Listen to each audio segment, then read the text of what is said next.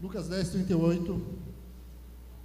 Indo eles de caminho, entrou Jesus num povoado, e certa mulher, chamada Marta, hospedou-o na sua casa.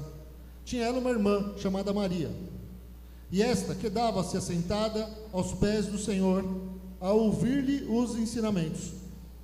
Marta agitava-se de um lado para outro, ocupada em muitos serviços. Então se aproximou de Jesus e disse: Senhor, não te importas de que minha irmã tenha deixado que eu fique a servir sozinha? Ordena-lhe, pois, que venha ajudar-me. Respondeu-lhe o Senhor: Marta, Marta, andas inquieta e te preocupas com muitas coisas. Em outras traduções diz: anda ansiosa com muitas coisas. Entretanto, pouco é necessário, ou mesmo uma só coisa. Maria, pois, escolheu a boa parte, e esta não lhe será tirada. Amém?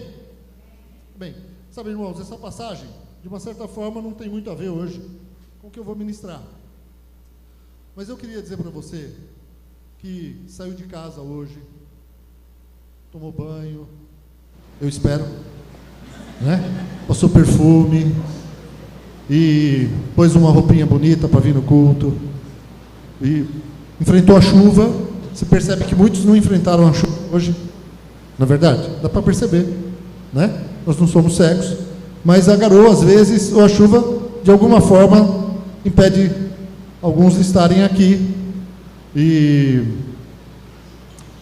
Mas eu não vou falar mais porque eles não estão aqui para ouvir, certo? Que Deus os abençoe em nome de Jesus. Mas você veio até aqui, você se esforçou.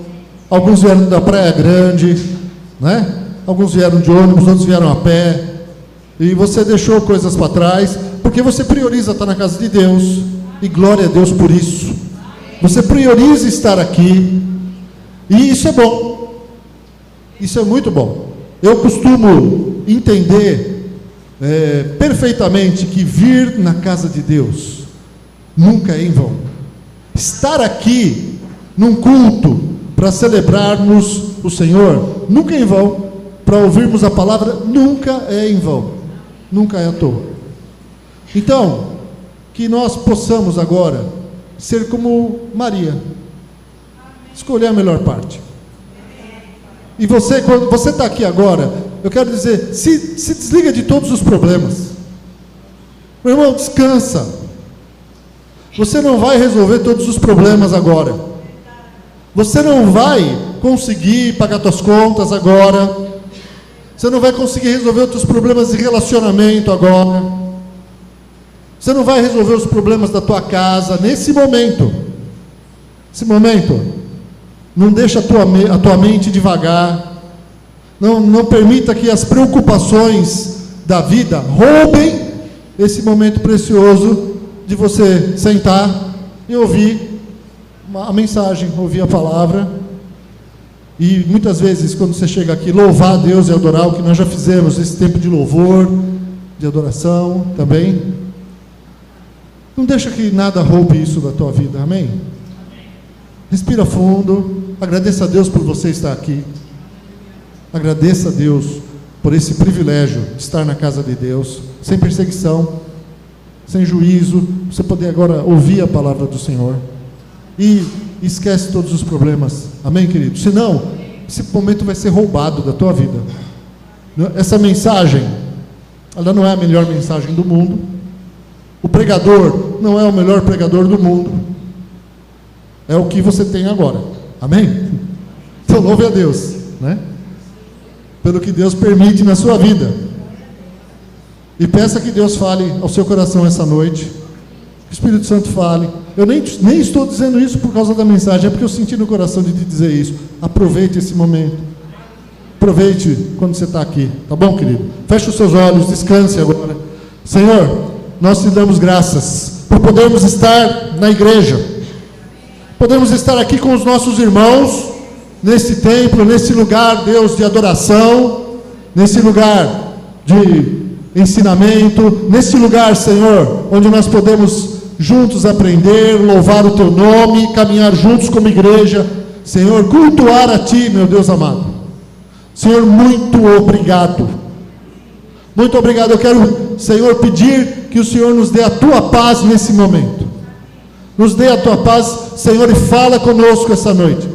Senhor, eu peço na tua infinita misericórdia que o Senhor possa usar a minha vida, que o teu Espírito Santo continue falando comigo, falando através de mim, e que cada um dos teus filhos essa noite saiam daqui abençoados no nome de Jesus Cristo. Saiam daqui renovados, edificados, Senhor, no nome de Jesus, ó Deus. Leva toda a distração embora, Senhor, toda a ansiedade, Senhor, leva embora toda a preocupação da vida, toda a incredulidade, Senhor, toda a impossibilidade, Deus, na vida de cada um, leva embora agora, Deus amado, em nome de Jesus, e ajuda-nos a descansarmos em Ti, Pai.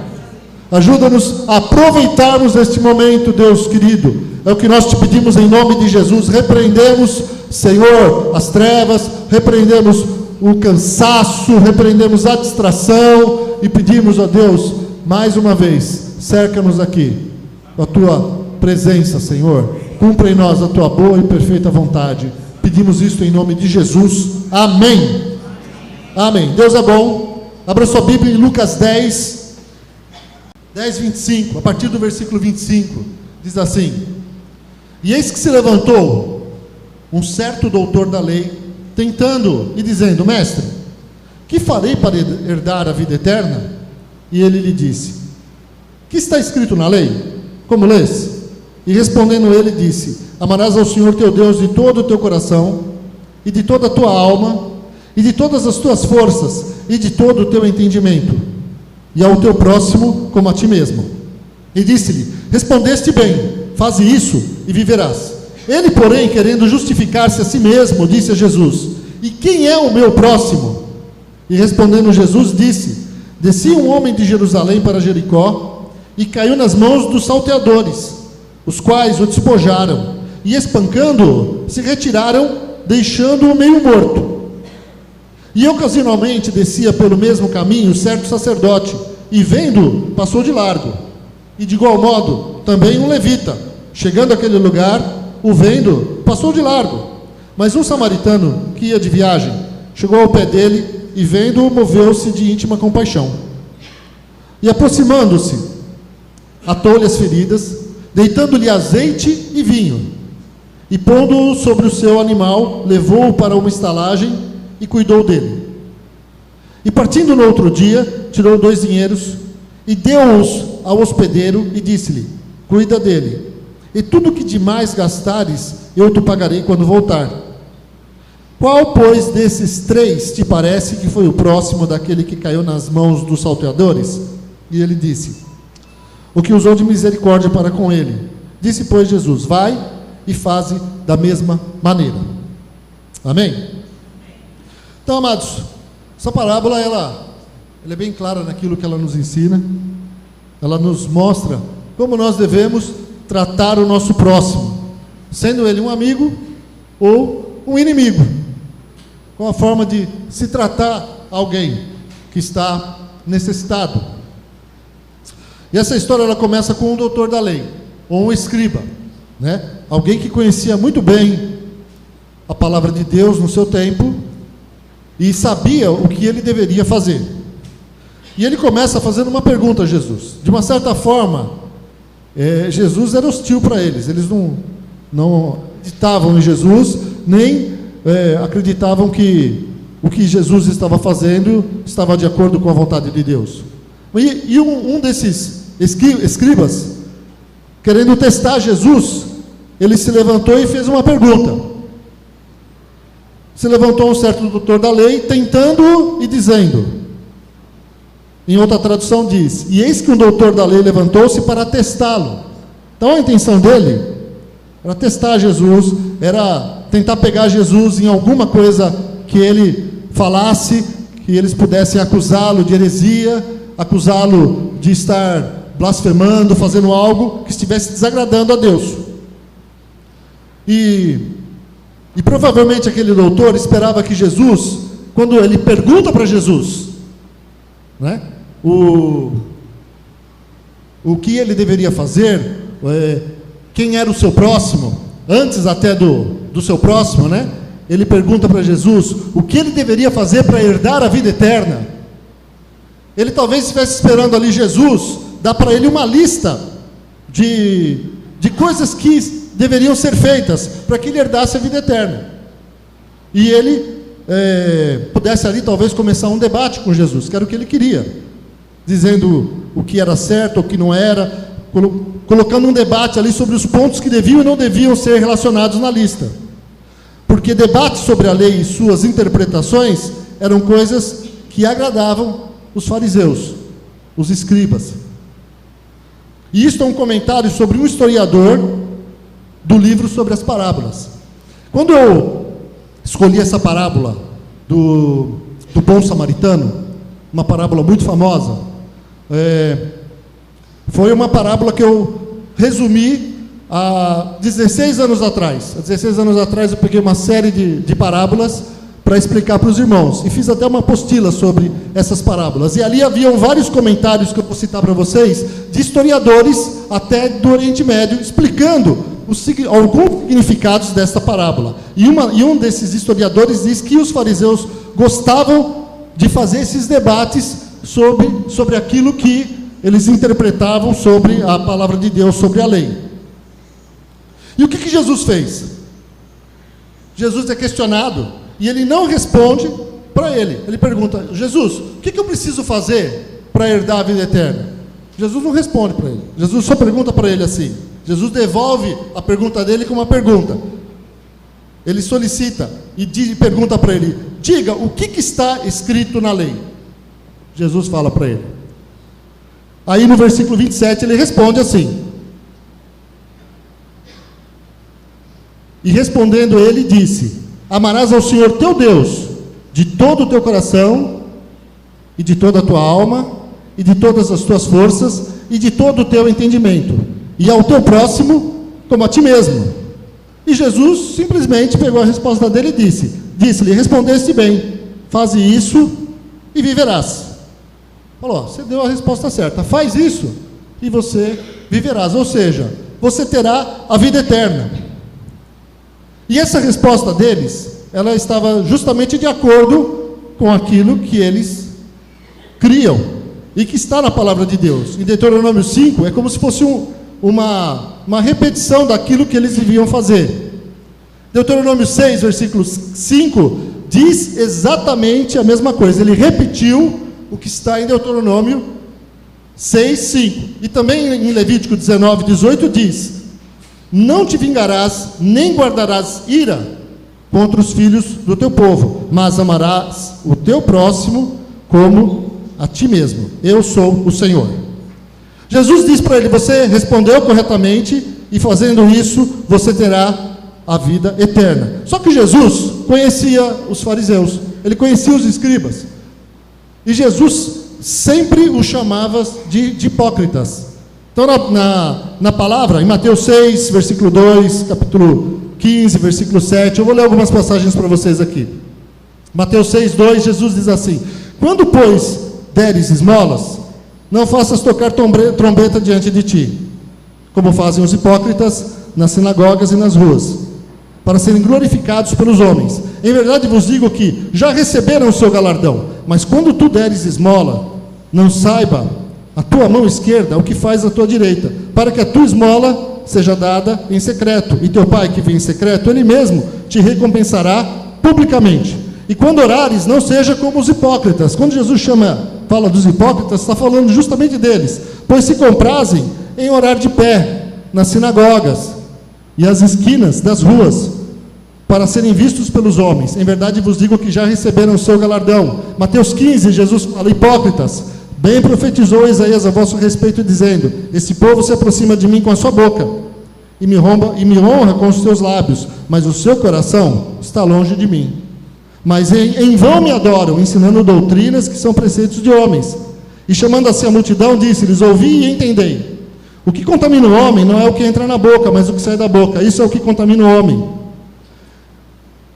E também Mateus 23, ele repete: e o que a si mesmo se exaltar será humilhado, e o que a si mesmo se humilhar, será exaltado. Mas ai de vós, escribas e fariseus, hipócritas, pois que fechais aos homens o reino dos céus, e nem vós entrais, nem deixais entrar os que estão entrando.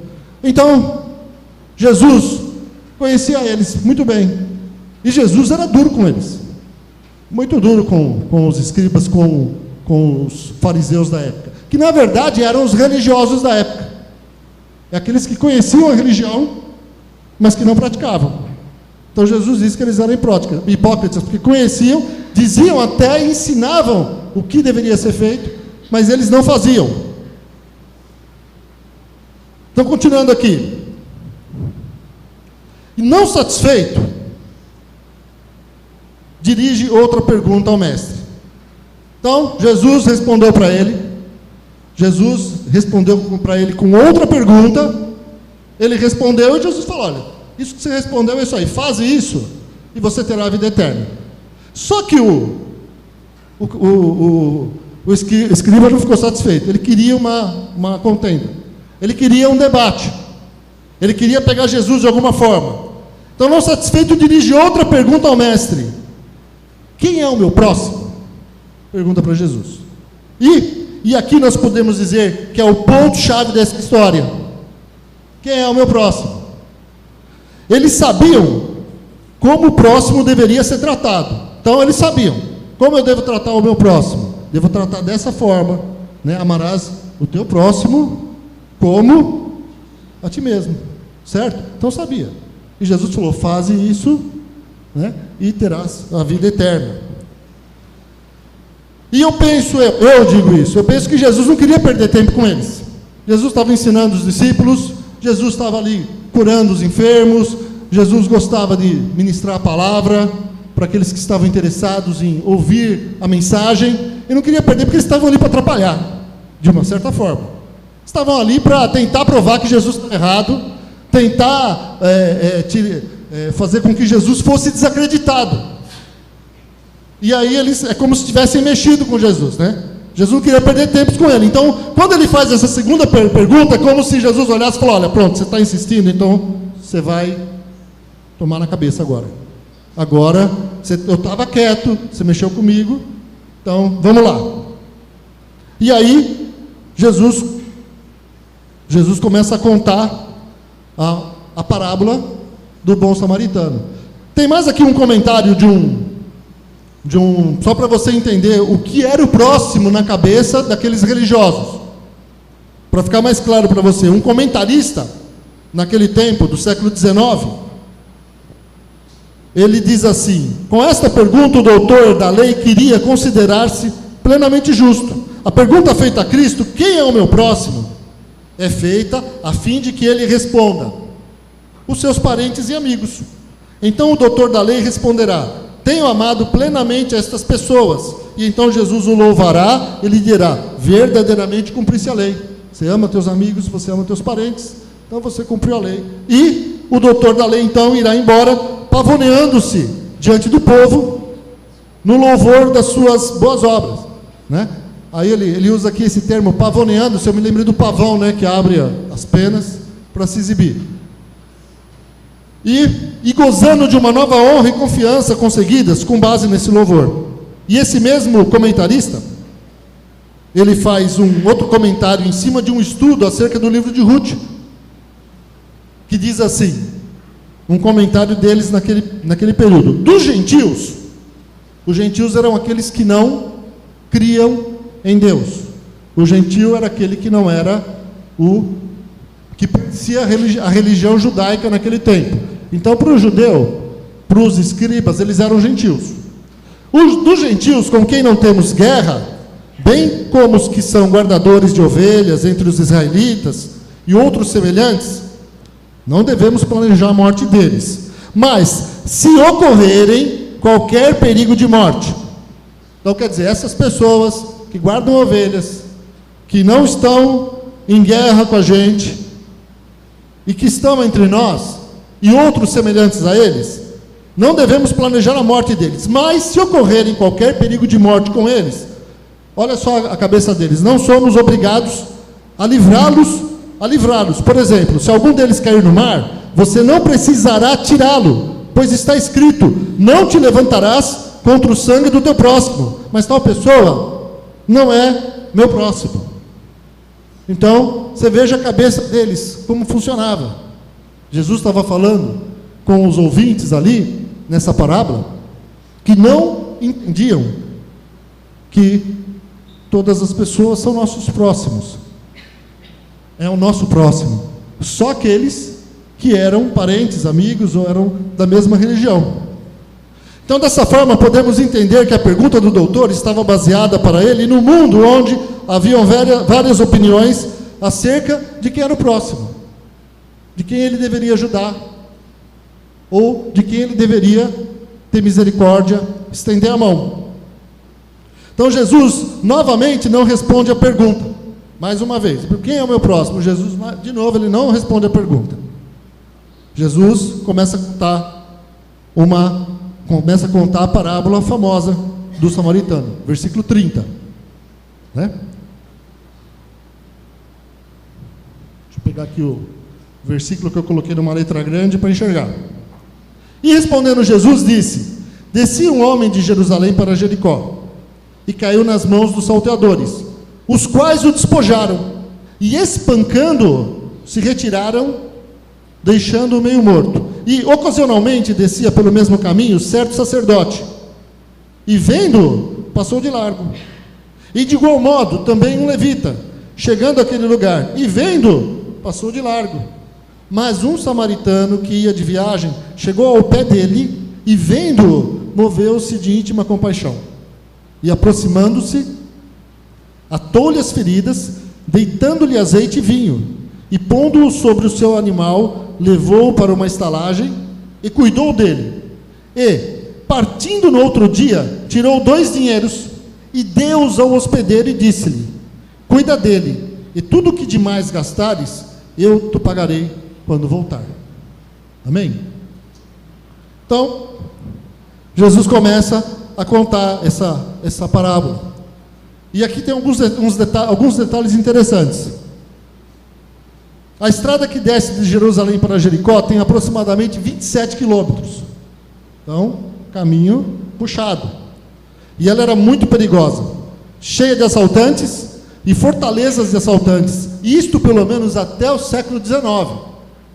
Até o século XIX ela continuava sendo um lugar perigoso, de muitas emboscadas, e que não era seguro viajar sozinho, mas deveria se viajar em grupos de pessoas, por causa dos assaltantes que tinham diversos lugares para se esconder ali, diversas grutas. E esse caminho também era conhecido como caminho de sangue. Então você já começa a imaginar, né? Aqui a gente tem aqui na Regis Bittencourt, ela é chamada de Estrada da Morte. Por quê? Porque tem acidentes, pessoas morrem. Isso aqui estrada, caminho de sangue, porque era muito sangue, era derramado nesse lugar. Muitas pessoas acabavam morrendo nessa estrada por causa dos assaltantes. E muitos levitas e sacerdotes moravam em Jericó, porque Jericó era um lugar muito agradável de se morar. Jericó era um oásis. Jericó era um lugar quente e também um oásis, cheio de nascentes, onde as pessoas tinham muita água pura, muita água potável. E ficava a 350 metros, ou melhor, fica a 350 metros abaixo do nível do mar. Né? Então, um lugar bem baixo ali. Então, essa estrada, quando você sai de Jerusalém e vai para Jericó, você desce 1000 metros. Você sai de 700 metros acima do nível do mar para ir para um lugar 350 metros. Mas isso aí é só para quem gosta de geografia, tá bom?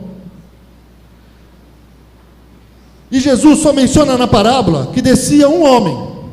Não faz menção se ele era de alguma nação ou coisa parecida. Quando Jesus contava uma história, ele contava com um propósito. Não era à toa. Ele não estava ali simplesmente contando algo que não serviria de uma lição para nós, até hoje. Então Jesus não diz quem ele era. Jesus não fala se ele era palmeirense, corintiano, santista ou são paulino. Não diz, certo? Então você não sabe qual a nação dele naquele tempo. Você não sabia se ele era judeu, se ele era samaritano, se ele era egípcio. Você não sabia de nada. De onde, qual a região dele? Para todos aqueles que estavam ouvindo, provavelmente em suas mentes imaginavam ser um judeu. Aquele povo gostava de história. Tanto o escriba como o fariseu e o povo daquela época não tinha internet, não tinha televisão, não tinha cinema. Quando alguém sabia contar uma história, como Jesus sabia, todo mundo parava para ouvir, porque era assim uma atração naquele momento. Então vamos ver o que ele tem para falar. E Jesus, quando contava a história, todo mundo estava ali. Então todos faziam silêncio e ficavam prestando atenção e imaginando, né? Ali, divagando naquela história que Jesus estava contando. E eles, em suas mentes, imaginavam ser um judeu que descia de Jerusalém para Jericó. Quando alguém caía nas mãos desses assaltantes, se resistisse ao assalto, seria surrado. Todo mundo que descia, eles sabiam disso. Então tem coisas que eles sabiam ali. Pegou a estrada de Jericó, caminho de sangue, ele vai apanhar. Então normal, até aí tudo bem. Está ali, ficou despojado. E Jesus narra que ele estava o quê? Despojado. Ou seja, lhe roubaram tudo, até as roupas. Porque naquele tempo, roupa era algo caro. Vestimenta era algo caro. Era coisa que dava para vender. Então roubaram o dinheiro dele, e o que mais ele tinha de valor. Levam tudo, roupa, deixam ele provavelmente só com... Naquele tempo não existia cueca, né? Mas devia ser um paninho, alguma coisa ali. Deixaram o homem seminu, despojado, surrado, no chão, meio morto.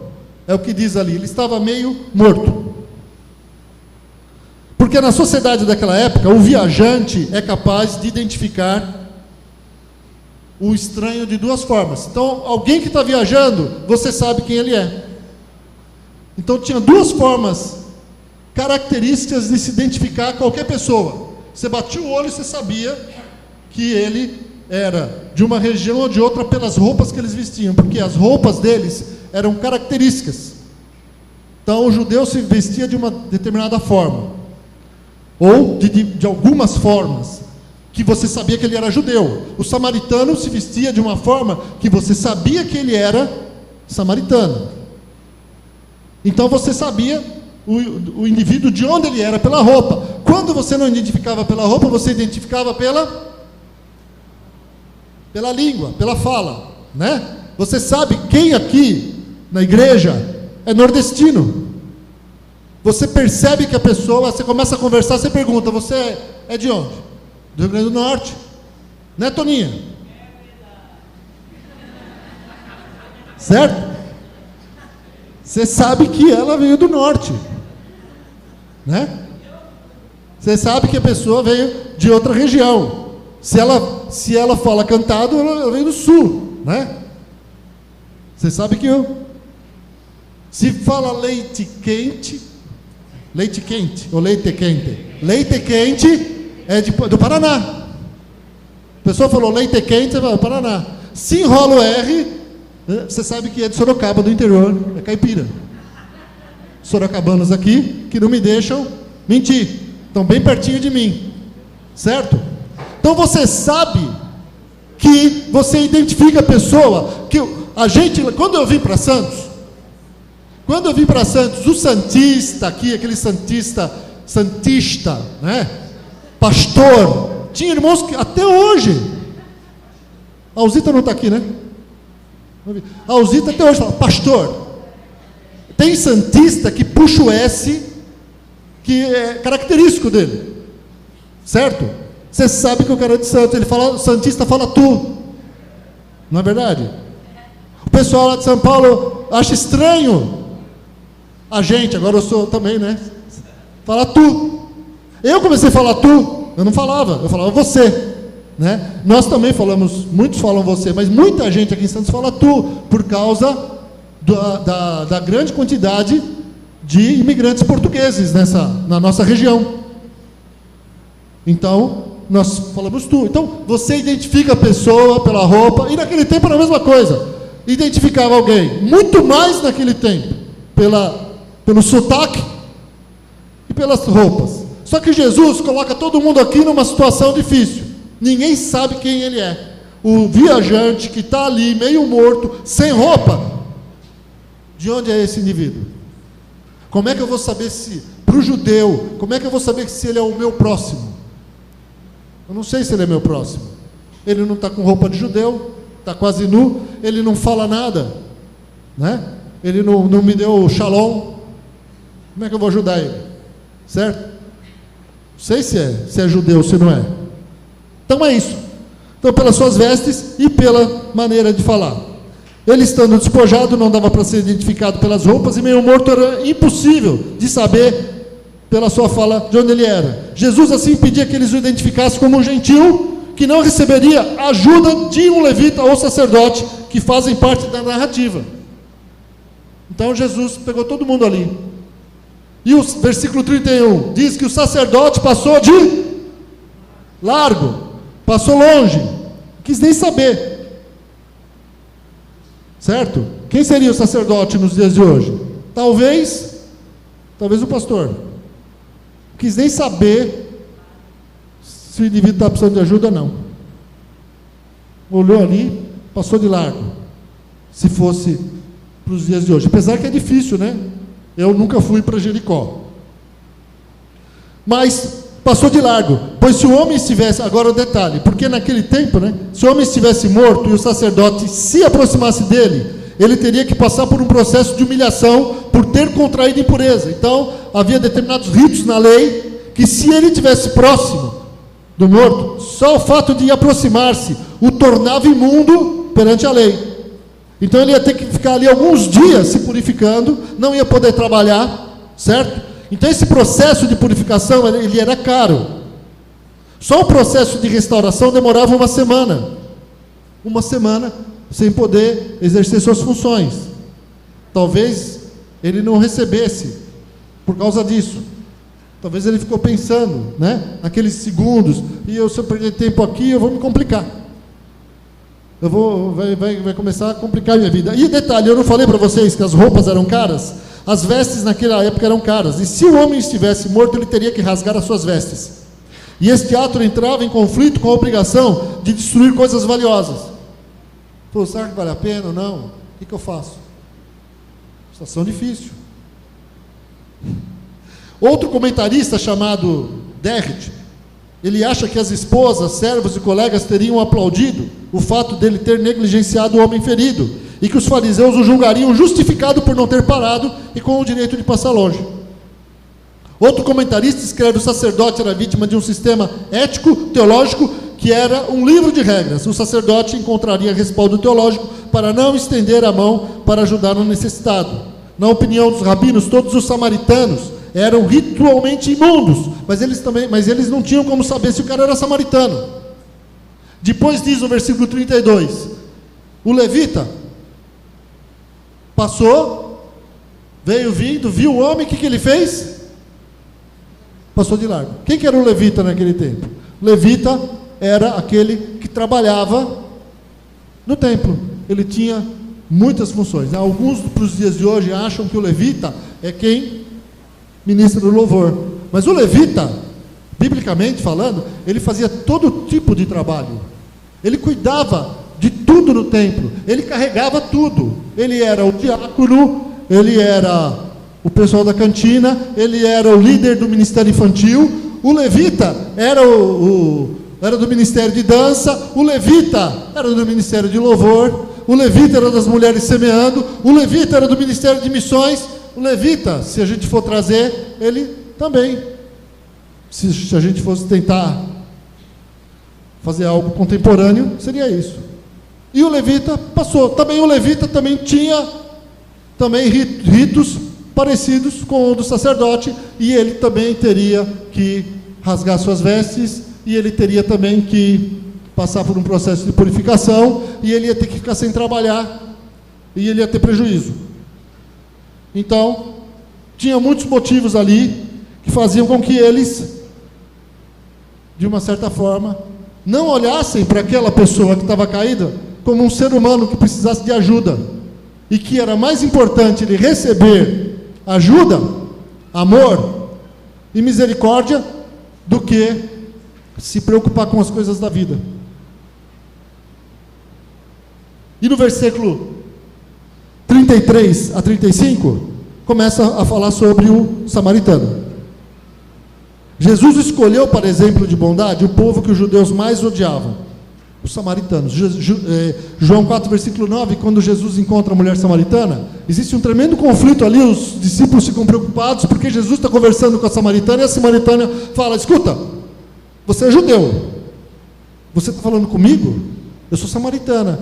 Você não sabe que judeu e samaritano não conversam? Eles não se bicam? Havia um ódio entre eles muito grande. Os ouvintes de Jesus nunca imaginariam que ele iria citar justamente o samaritano. Num livro escrito cerca de 200 anos antes de Cristo, diz: 2 povos aborrecem minha alma, e o terceiro que eu aborreço não é um povo. Isso um livro dos judeus. E o terceiro que eu aborreço não é um povo: os que habitam no Monte Seir, e os filisteus, e o povo insensato que habita em Siquém. Eram os samaritanos. Eles dizem: para nós eles não são povo. Outro comentarista diz que os samaritanos eram publicamente amaldiçoados nas sinagogas. Diariamente era feita uma petição a Deus para que os samaritanos não fossem participantes da vida eterna. Então, eles levavam isso tão a sério, o ódio deles era tão grande, que eles oravam para que o samaritano não entrasse. Então, vocês vejam que coisa terrível. E Jesus coloca o samaritano como herói da história. Algo que para os judeus era difícil de ser digerido. Para os religiosos, justamente o samaritano, você foi escolher justo ele para ser o herói dessa história. E a palavra usada no grego para compaixão tem sua raiz que ele teve compaixão. Ele se condoeu com aquele homem que estava precisando de ajuda. Tem sua raiz com a palavra entranhas. É uma palavra muito forte, mostrando que a situação do ferido tocou profundamente o samaritano.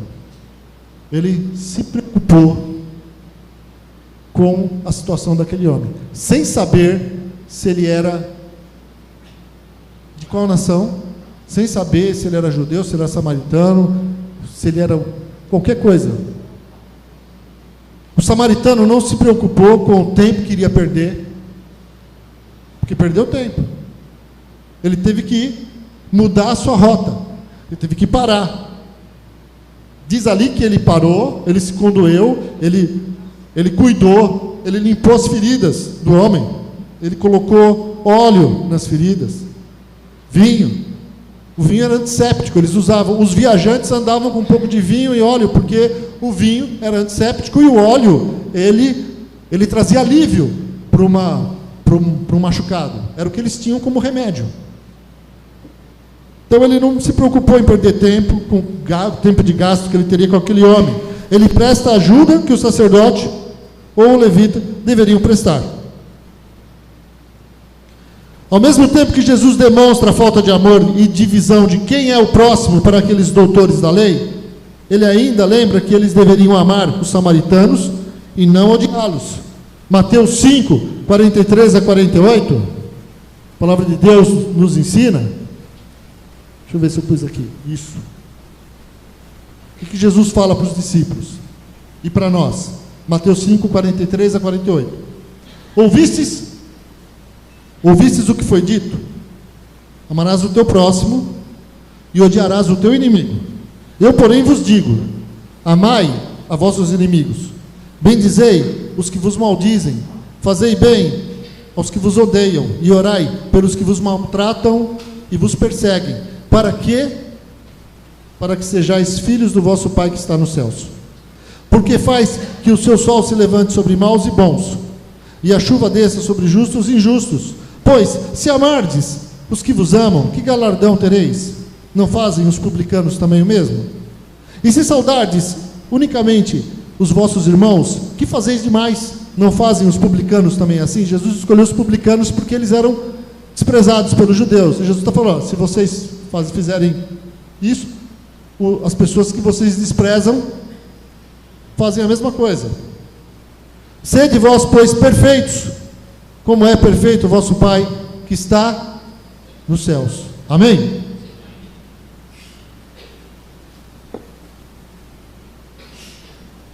E no verso 36 e 37, Jesus novamente responde a pergunta para o doutor com uma pergunta. Mesma coisa que ele fez no começo, ele faz de novo aqui, né? Ele diz para o doutor da lei, ou escriba: quem foi o próximo do homem que precisava de ajuda? É o samaritano, certo? Mas nem o nome o doutor da lei pronunciou. Ele nem disse o samaritano. Ele nem quis pronunciar. Ele só diz assim, o que usou de misericórdia com ele. Ele foi obrigado a reconhecer que o próximo era aquele que usou de misericórdia. Jesus lhe ensinou que o significado de amar o próximo como a si mesmo era mais profundo do que ele imaginava. O amor deveria se estender a uma compaixão dispendiosa, se fosse preciso, e até amar os seus inimigos. E fazendo isso, ele alcançaria a vida eterna. Porque o samaritano não só ajudou, mas gastou dinheiro, dispôs dos seus recursos para que aquele homem fosse cuidado. Dispôs dos seus recursos para que aquele homem, do seu tempo, da sua atenção, para que aquele homem fosse salvo. Amém, queridos? Já estou terminando.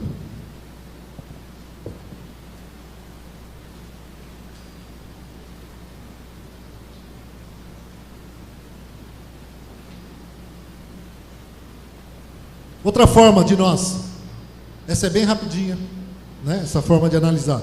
Outra forma de nós analisarmos esta parábola, é através das figuras apresentadas nelas.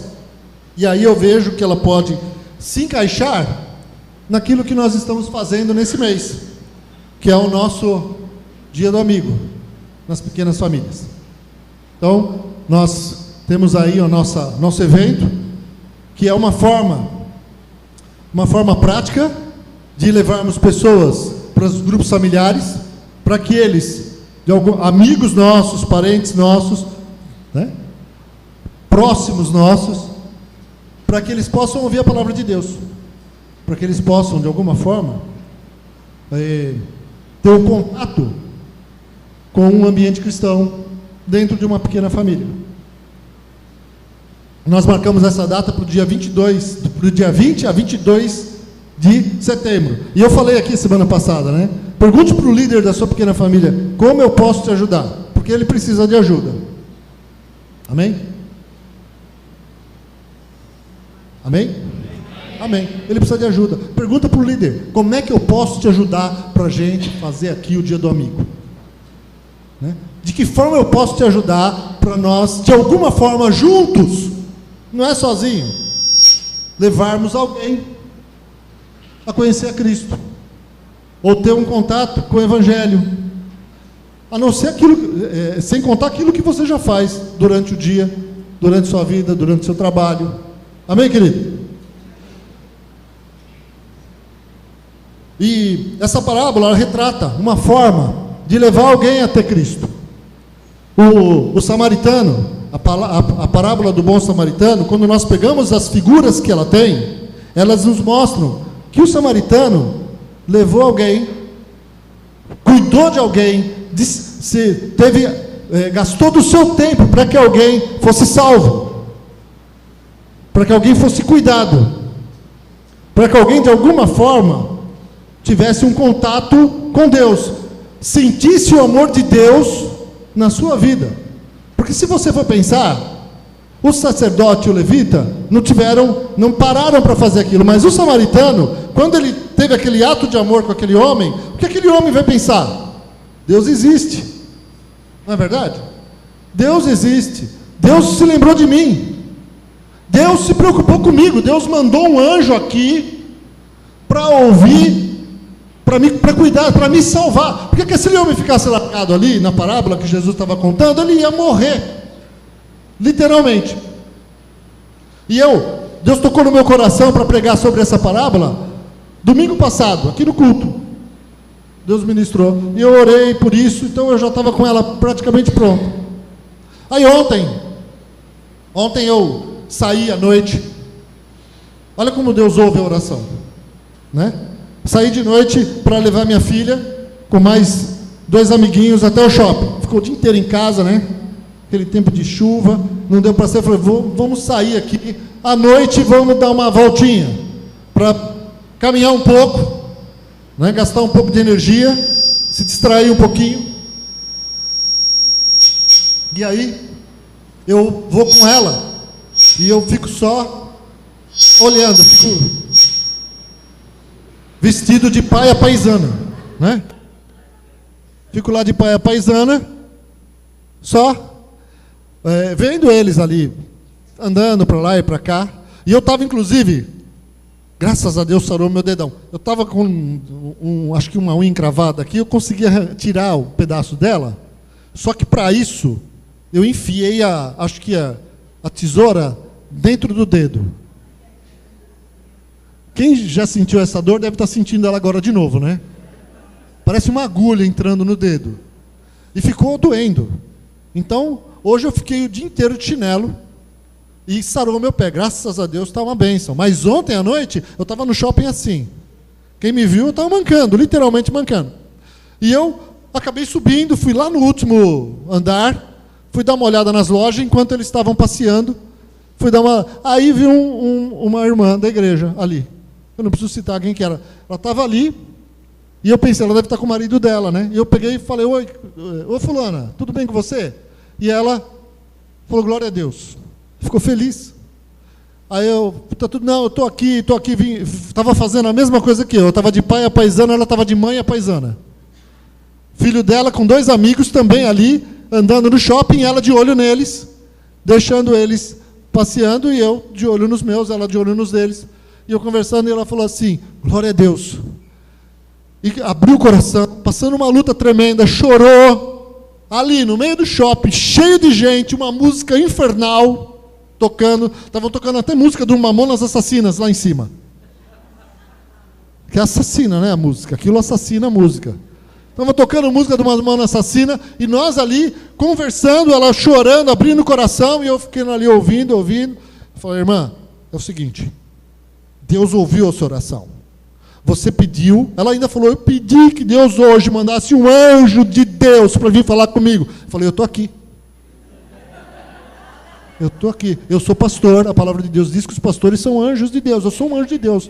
Deus mandou. Então, essa necessidade que você teve hoje, essa tua necessidade, Deus está ouvindo a sua oração. Tenha esperança de que esse problema teu, Deus está ouvindo, porque Ele me mandou aqui, você não sabe como é que eu estou aqui. Com o dedão latejando. E Deus me trouxe aqui com o dedão latejando. Se Ele me trouxe aqui, era para falar com você. E aí ela falou, inclusive, um dos amiguinhos do meu filho falou para mim que um anjo iria falar comigo. Falei, minha irmã. Aí passou os amiguinhos dela, ela falou com eles, tal, e pegou o menininho assim, e falou, olha, você lembra que você falou que Deus ia mandar um anjo? Olha aqui, ó, Deus mandou um anjo. Falei, glória a Deus, irmã. Deus mandou um anjo dele. Deus ouve a sua oração. Então vamos orar aqui. Estava ali no 3º piso, naquele lugar onde o pessoal toca, onde a turma senta ali do shopping, cheio de gente para lá e para cá. Falei, vamos orar. Oramos ali, pedi para Deus ter misericórdia da casa dela, da vida dela, da família dela, que Deus estivesse ouvindo a oração. Não quis nem saber. Amém, amém, glória a Deus. Falei, minha irmã, vai em paz. Deus está ouvindo a sua oração. Não perca a esperança. Amém? Deus está ouvindo a sua oração. E quando isso acontece, você fala, Deus existe. Quando alguém aparece na tua vida para te ajudar, você fala. Agora, quando você aparece na vida de alguém para ajudar uma pessoa, a pessoa vai dizer assim, Deus existe. Aquele homem que estava despojado ali no chão, quando ele acordou na hospedaria e não entendeu nada, falou, quem cuidou de mim? Quem me salvou? Porque não diz, a Bíblia não diz se ele voltou a si, né? Provavelmente não, provavelmente o samaritano deixou ele lá, inconsciente, deu 2 dias de salário para ele, 2 dinheiros, um dinheiro era um dia de trabalho, 2 dinheiros para o homem, e falou assim, cuida dele, porque quando eu voltar, eu pago o que você gastar mais. Mas 2 dinheiros era muito dinheiro para aquela época, dava e sobrava. Os comentaristas dizem que aquele dinheiro dava e sobrava para cuidar daquele homem que estava ali. O homem ia acordar e falar, Deus é bom. Deus mandou um anjo samaritano, que para o judeu era um imundo, para me ajudar. Glória a Deus. Amém? Então as figuras, irmãos, bem rápido. O homem ferido. Quem que é o homem ferido? O homem ferido é o ser humano ferido e oprimido. Mateus 11, 28. Vinde a mim, todos vós que estáis cansados e oprimidos, e eu vos aliviarei. É o homem ferido, oprimido, é o estado do ser humano sem Deus. Ferido por Satanás, pois ele é o ladrão, que deixa os homens despojados. Então os assaltantes daquele caminho que ele passa, figura de demônio, oprimindo, despojando, roubando, deixando a pessoa despojada de tudo que ela tem. Literalmente nu. Porque o ladrão, João 10:10 diz que o ladrão não vem senão a roubar, matar e destruir. Certo? Continuando. Aquele homem também, oprimido, escolheu um caminho. Os homens sem Deus escolhem caminhos, e até os homens com Deus, caminhos perigosos. Escolhem caminhos que não deveriam trilhar. E ficam ali vulneráveis à ação do diabo. Ficam vulneráveis à ação do inferno, porque não estão no caminho de Deus. E ficam ali largados, com a sua vida destruída. Às vezes, aparentemente, bem, de pé, mas por dentro, totalmente destruídos. Porque estão no caminho errado, fizeram escolhas erradas na sua vida. O sacerdote e o levita, eles podem representar a religião, que não tem poder para salvar ninguém. Ou seja, não adianta ser religioso, pois a verdadeira religião é ajudar. Segundo Tiago 1, 26 e 27, é ajudar os necessitados e guardar-se do pecado. Amém? Uma vida de santificação, de transformação de vida verdadeira. Olhar para aqueles que estão em necessidade. Seja espiritual ou material.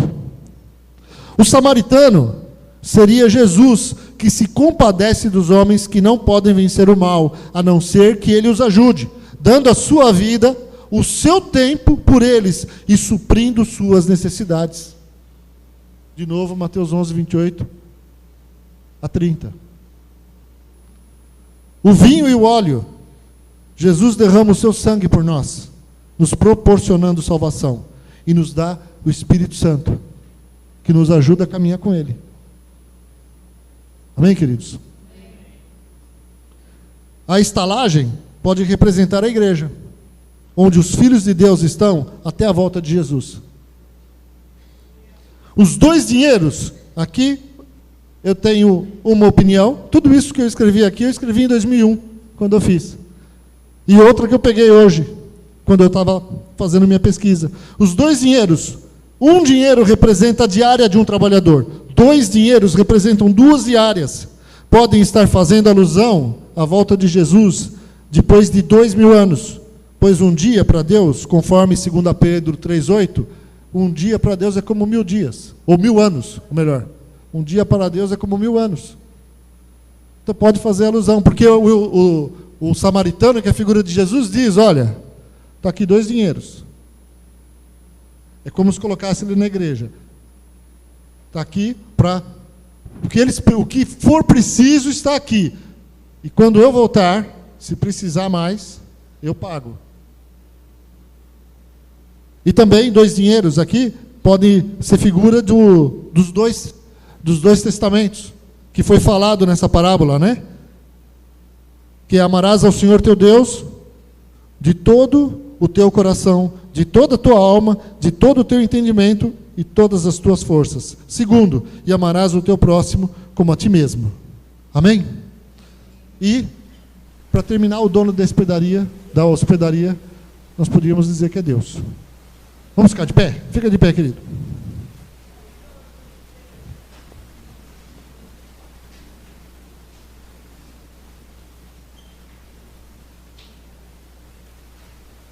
Então, queridos, o que nós aprendemos hoje?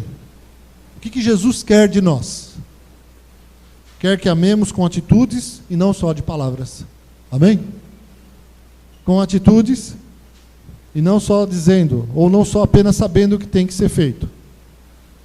Que sejamos despojados como o samaritano, oferecendo nossas vidas em favor do nosso próximo. Ou seja, nosso tempo, nossa atenção e nossos recursos. Isso é amor verdadeiro. Isso é amar o próximo como a ti mesmo. E se eu fizer um apelo aqui, todo mundo vai se enquadrar nesse apelo, não é verdade? Nós precisamos amar dessa forma. Nós precisamos olhar para as pessoas que estão no mundo, que, como eu disse, aparentemente estão bem, né? Tem um ditado que diz: por fora bela viola, por dentro tão borolento, né?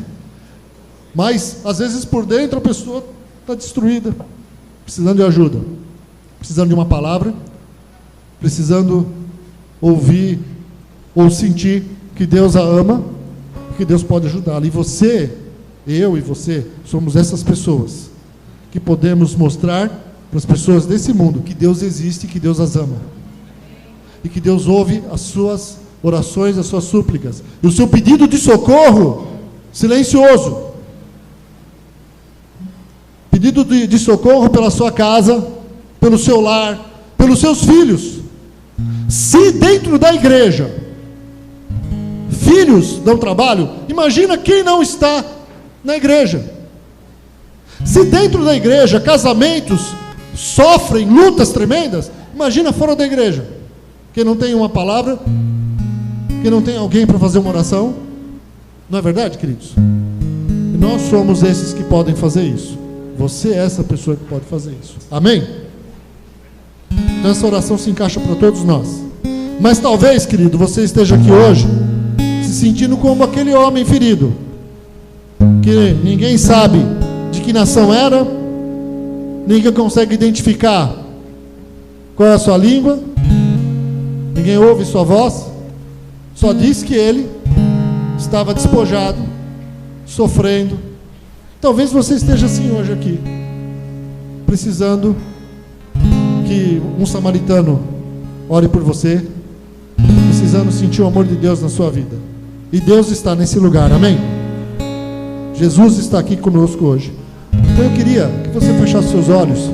Se você hoje, meu irmão, antes de orar por todos nós, se você hoje está aqui e quer entregar a sua vida para Jesus, levante a sua mão, que eu quero orar por você, no seu lugar, onde você está. Tá bom? Aí no seu lugar aí. Você não vai sair do seu lugar. Levanta bem alto a sua mão, se você quer hoje entregar a sua vida para Jesus Cristo. Aleluia. Tem mais alguém? Se tem alguém aqui hoje, ali também. Então, quem levantou a mão assim, uma pessoa se aproxima dessa pessoa para orar com ela, para a gente orar, amém? Se aproxima de quem levantou a mão e vamos fazer uma oração.